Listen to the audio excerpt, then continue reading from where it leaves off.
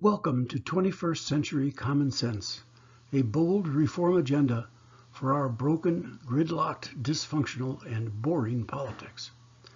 This is one of a series of 4 presentations that discuss challenges to our democracy, proposed fixes to those challenges, a special focus on the gerrymandering fix, and a first draft of a revised constitution designed to fix all of these problems at once. This first presentation focuses on challenges to our election systems.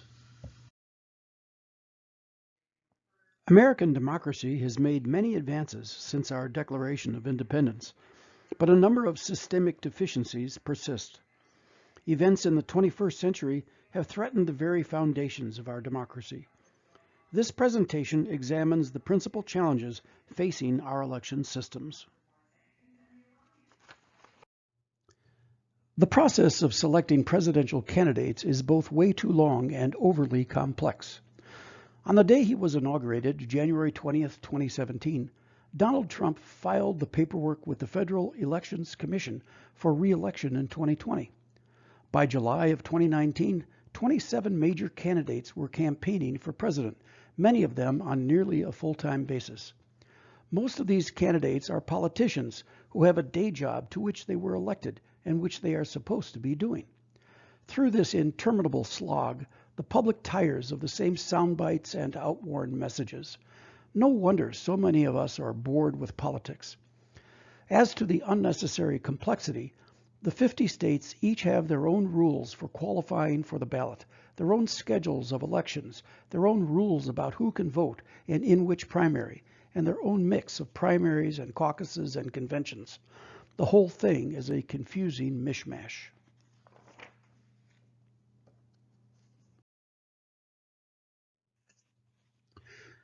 In most states, a primary election is held for each major political party, and only party members can vote in it.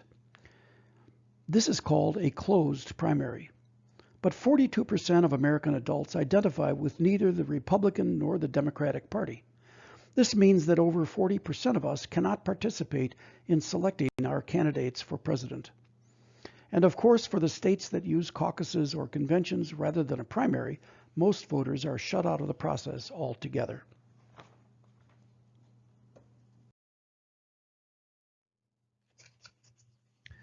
In the general election, we vote for a ticket consisting of a presidential and a vice presidential candidate. But we have zero choice in the presidential candidate's selection of a running mate. Statistically, the vice president has a 1 in 3 chance of becoming president later, either through the death or resignation of the president or through a subsequent election. Hence, the VP candidate has the inside track in subsequent presidential campaigns. Do we always get the most qualified person to be the candidate for VP? Not really. Maybe not ever. For the second most important position in our democracy, perhaps the principles of democracy suggest that vice presidential candidates should be chosen by voters rather than appointed by the presidential candidate.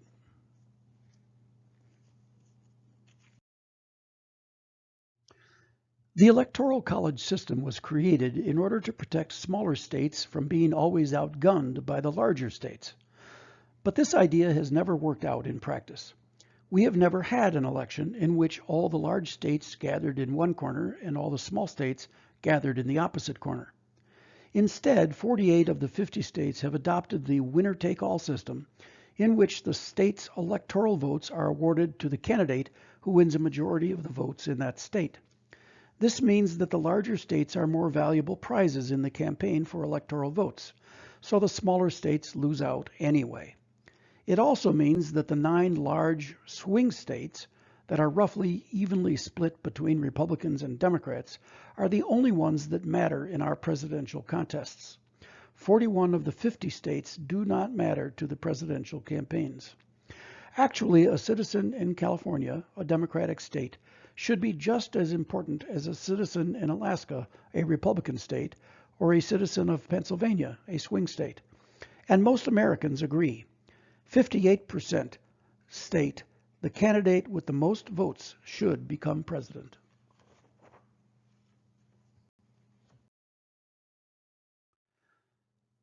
Imagine an election where one vote beats 65 votes.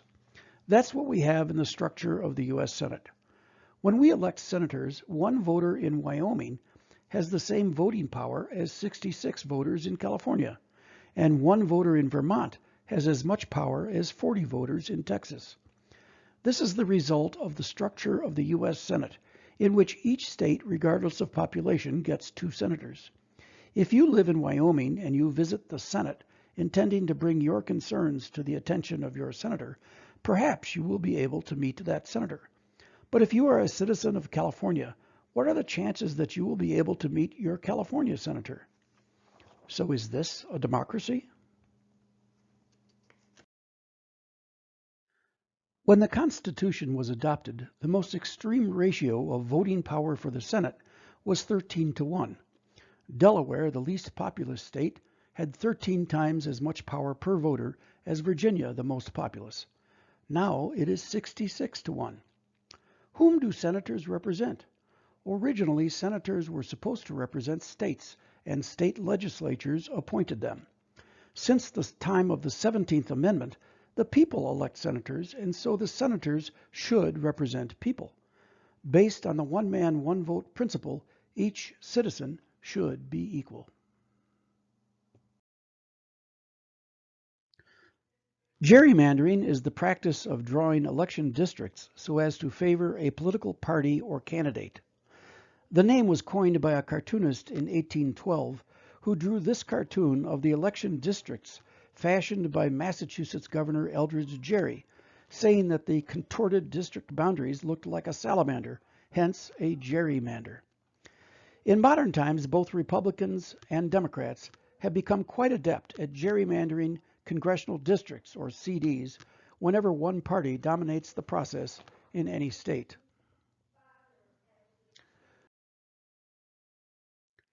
Here are 3 recent examples of extreme gerrymanders. This CD in North Carolina was drawn by the Republican legislature with the purpose of packing all of the black population centers in central North Carolina into one congressional district. Based on the 2010 census, this map was used beginning in the 2012 elections and remained in force until the Supreme Court threw it out as an unconstitutional racial gerrymander in time for the elections in 2016. Actually, North Carolina demonstrates the unfair effectiveness of gerrymandering statewide. Of North Carolina's 13 seats in the House, Democrats won 7 seats and Republicans won 6 seats in the congressional elections of 2010. Then Republicans gained control of the state legislature, and new district lines were drawn. In the 2012 elections, Republicans got 49% of the votes for Congress, but won 9 of the 13 seats in North Carolina.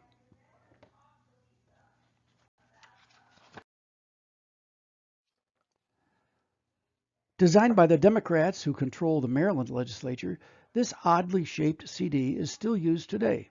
Its boundaries were carefully crafted to protect widely dispersed Democratic neighborhoods.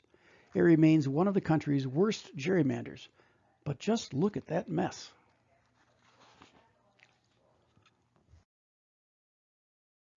This monstrosity was created by Republicans in control of Pennsylvania's legislature. Before the 2018 elections, the Pennsylvania State Supreme Court threw out all of Pennsylvania's congressional districts as illegal gerrymanders. In 2019, the U.S. Supreme Court decided that federal courts should not intervene in state redistricting issues. They pointed out that Congress has the power to fix this if they choose to do so.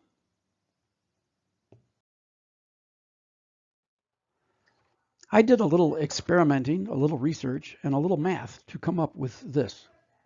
The question is, how bad could gerrymandering get? In this example, 100 seats are contested, and Party A gets 55% of the vote. With no gerrymander, Party A gets about 70 seats. If Party A is in control and maximizes its ability to gerrymander, Party A can get 90 seats. Most amazingly, if for some reason Party B is in control, Party A gets only 20 seats. Suffice it to say that gerrymandering is a significant detriment to democracy. In most single winner elections in America, the candidate with the most votes is the winner. whether or not that candidate has a majority. This is called the first past the post voting system. Having less than a majority support makes it difficult for the winning candidate to govern effectively. Throughout the winner's term of office, the public knows that most voters wanted someone else to fill that position. The system is especially unsatisfactory in a three-candidate contest in which one candidate with mostly unpopular views nevertheless wins with 35% of the vote, while the other two candidates whose views are similar get 33% and 32% but lose the election.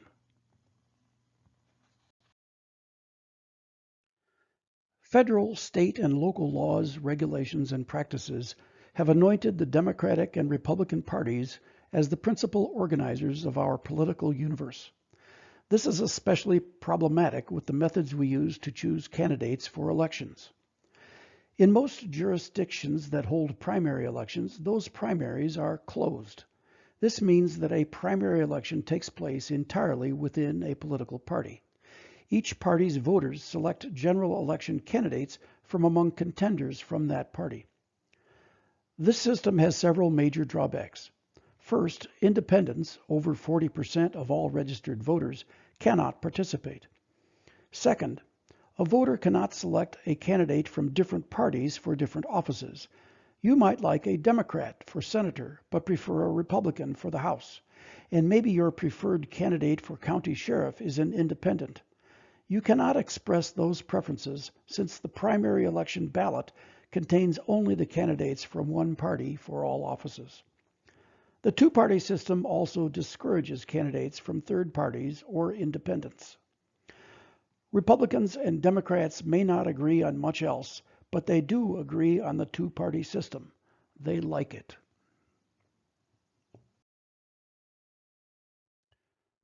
Political parties sometimes use caucuses and/or conventions to select their candidates, or sometimes a combination of caucuses, conventions, and closed primaries.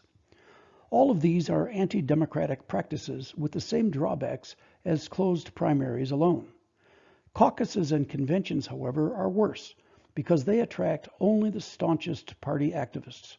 Most everyday voters do not participate in this process. As soon as the general election in November is over, the campaign for the next election begins. Members of Congress seem never to stop campaigning or fundraising. They spend very little time doing the job we sent them to Washington to do.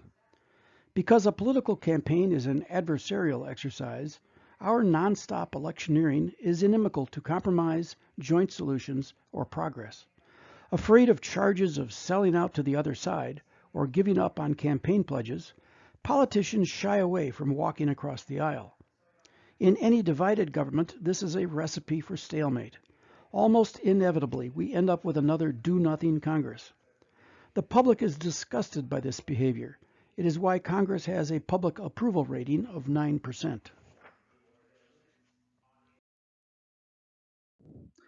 Unfortunately, although they will not admit it publicly, many politicians do not believe in democracy. While everyone should vote, and leaders should encourage everyone to vote, too many laws and practices restrict voter participation.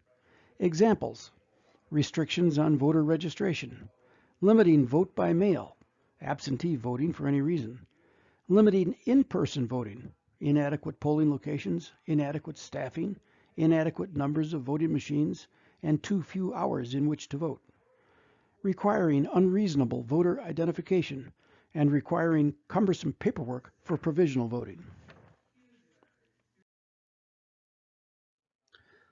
The fight against the undue influence of money in American politics has a long and colorful history. Paying cash for your vote was common until we adopted the secret ballot after the acrimonious 1884 election. Government employees often had to pay to get or keep their jobs until the Federal Civil Service was established in 1883. Vendors had to contribute big money to the party in power. The whole government had been for sale: your vote, your government job, your contracts. Campaign finance reform was enacted in 1971 and then strengthened with the McCain-Feingold Act in 2002. But the Supreme Court vacated key provisions of campaign finance reform with its decision in Citizens United versus the Federal Election Commission. As a result, almost all restrictions on corporate contributions to political organizations were eliminated. Thus, campaign finance reform and public funding of political campaigns remain open issues. Thank you for watching this presentation. Please view the others as well. For more information on the challenges, fixes, and draft Constitution 2, follow the link to the book on Amazon. You can also join the conversation at 21commonsense.org. Thanks again.